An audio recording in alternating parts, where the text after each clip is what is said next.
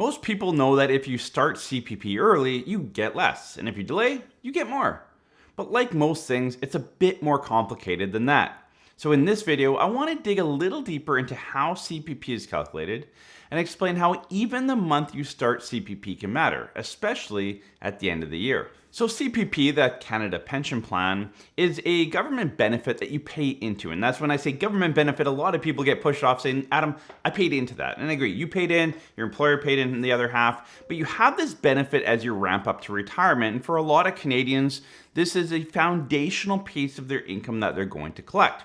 And that's why it's so important to understand how it works and when the best time to take it is for you. And again, everyone's answer on that will be a little bit different. The standard age to take it is age 65. If you take it before age 65, you're going to be penalized by 0.6% every month you take it early. So if you take it at age 60, which is the earliest you can take it, you will get 36% less than what you would have received at age 65. If you defer it, you can defer it all the way up to age 70 and get a benefit for that of up to 0.7% per month. So if you defer all the way to age 70, you're going to get 42% more. Now, the calculation gets a little bit deeper on, well, when we get to the end of the year, like, should I start my Canada Pension Plan now or wait maybe till January? And that decision is important. I'm going to break that down here in a second. So the actual amount that CPP people get is based on a number. So we have a maximum amount of Canada Pension Plan that people can collect on an annual basis. Now, before you take your CPP, that is calculated on YMPE, yearly maximal pensionable earnings, or wage growth, let's call it. So the more wage growth happens, the larger that number happens. Now, once you start collecting CPP, so you're already collecting your Canada Pension Plan, the amount that you collect will grow by inflation. And so there's two key data points we need to look at here. We need to look at CPI, or general inflation, and we need to look at wage growth, or YMPE growth. And the reason why you want to look at that is at the end of the year now, if YMPE is much higher, that means if I wait till January to start, I'm going to get a larger bump. Because next year, January 1st calculation is based on YMPE if I wait.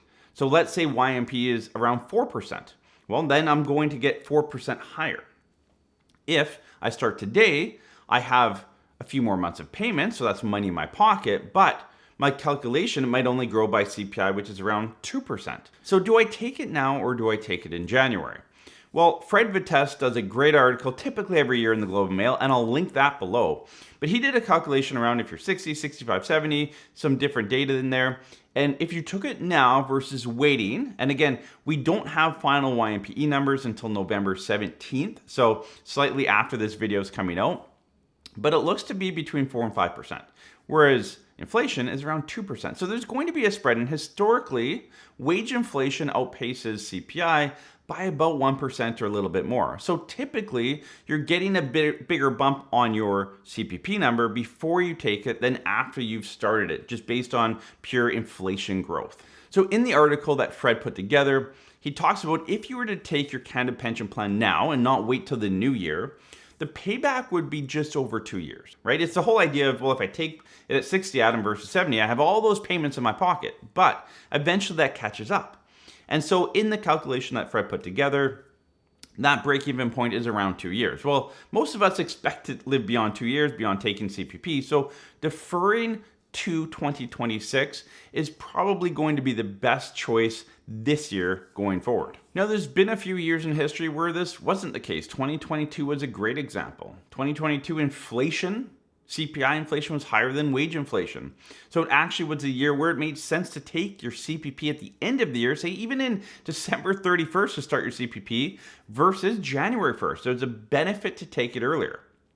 That's not normal. And again, I'll try and highlight those years when they do happen, but statistically and historically, it's going to be better at the end of the year to always wait till January, just because of, again, wage inflation. It's higher than regular inflation, typically by about 1%. So you're getting a larger amount by waiting, and that larger amount, again, it's continuous for the rest of your life, and it grows by CPI at that point going forward. Another key point for the Canada Pension Plan heading into 2026 is for everyone that is collecting, again, like I mentioned earlier, inflation's around 2%, or going to come in around 2%. 1.9 to 2.1 is kind of the range they're looking at.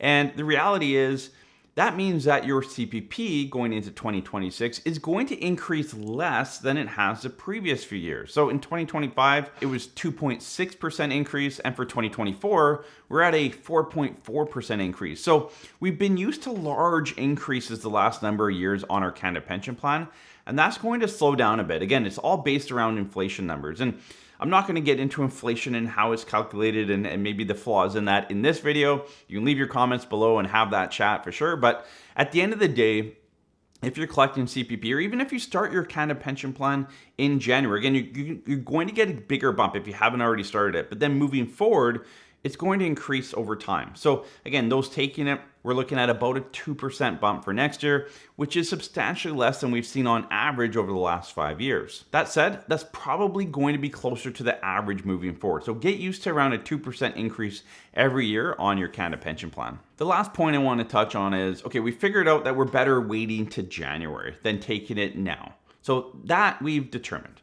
But what if January isn't the right time either? And that's why it's so important to sit down with your financial planner and figure out, like, when is the best time for you to take your Canada pension plan. It's going to be a different answer than your coworker and friend and family member and all that. You have different inputs. And we recently did a video on this, breaking it down. And the break-even point was like age 71 and a bit.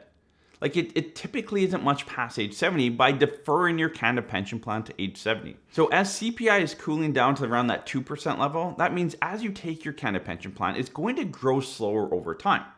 So not only are you getting that 0.7% bump, but every year that you wait, it increases by slightly larger than if you were taking it. So again, there's more underlying factors by deferring. Yes, there's the 0.7% every month, but we're actually dealing with a larger number.